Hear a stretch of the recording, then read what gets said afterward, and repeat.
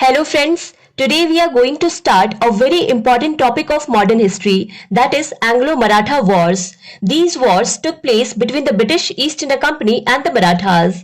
But to understand why these wars happened, what was their result and what was their impact, we should know some important things about the Maratha Empire. So in today's video, we will cover the details from the beginning of the Maratha Empire till the third battle of Panipat.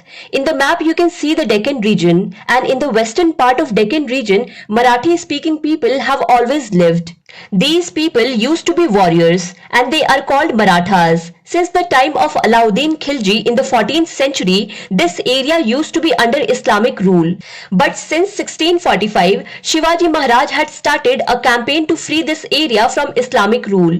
And in 1674, due to the efforts of Shivaji Maharaj, an independent Hindu empire was established in the western region of Deccan as the Maratha Empire.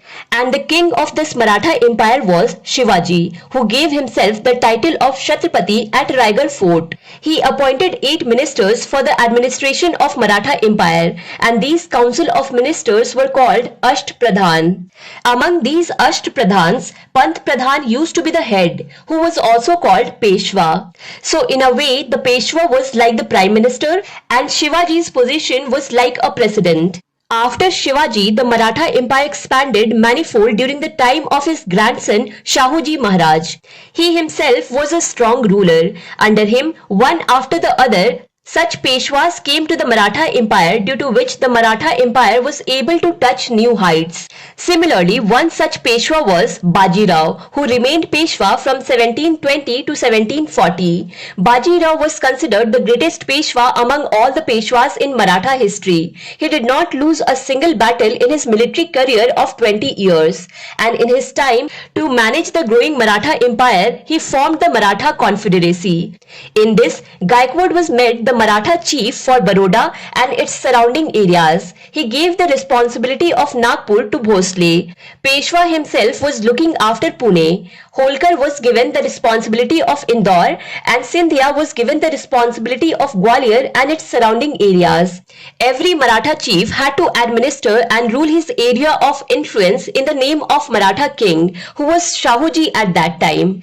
So this arrangement was done in Maratha Confederacy. Now Baji Rao had 3 children, Balaji Baji Rao, who was called Nana Sahib, Raghunath Rao, also called Raghoba, and with second wife of Baji Rao, that is Baji Rao and Mastani, had a son, Shamsher, who also had another name, Krishna Rao.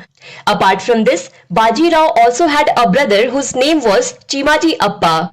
Chimaji's son's name was Sadashiv Rao Bhau. In 1740, Baji Rao got a very high fever, because of which he died.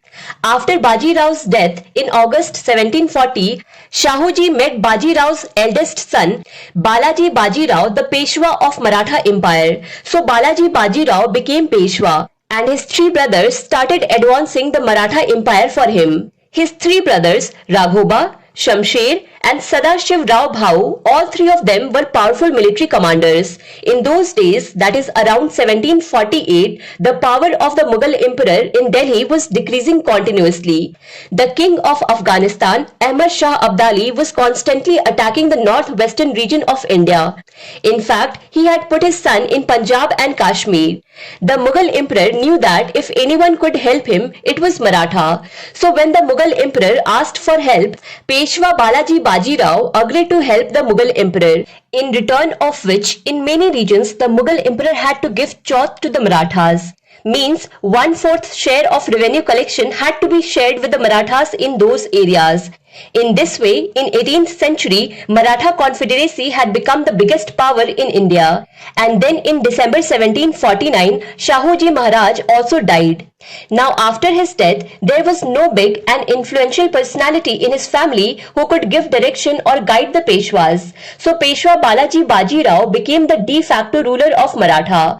And on the other side, the condition of the Mughal Empire in Delhi was continuously declining.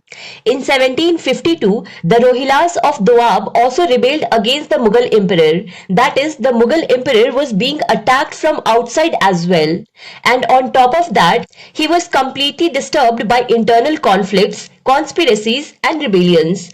Again he sought help from the Marathas. So this time Peshwa Balaji Bajirao got him to sign an agreement. In this agreement of 1752, the Marathas took the Mughal emperor under their shelter and said that in case of any external aggression and internal rebellion, Maratha will help him.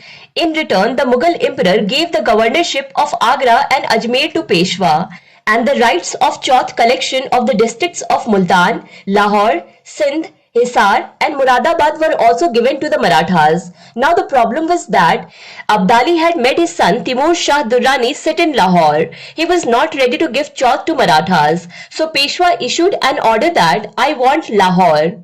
So Raghoba went towards Lahore and attacked Timur Shah Durrani. After this attack, Timur Shah Durrani ran away and now Peshwa has got possession of Lahore. This incident made Ahmad Shah Abdali an enemy of the Marathas, and later the Battle of Panipat took place between Ahmad Shah Abdali and the Marathas. This was the third Battle of Panipat which took place in January 1761. Let's see who fought on behalf of Peshwa in the third Battle of Panipat.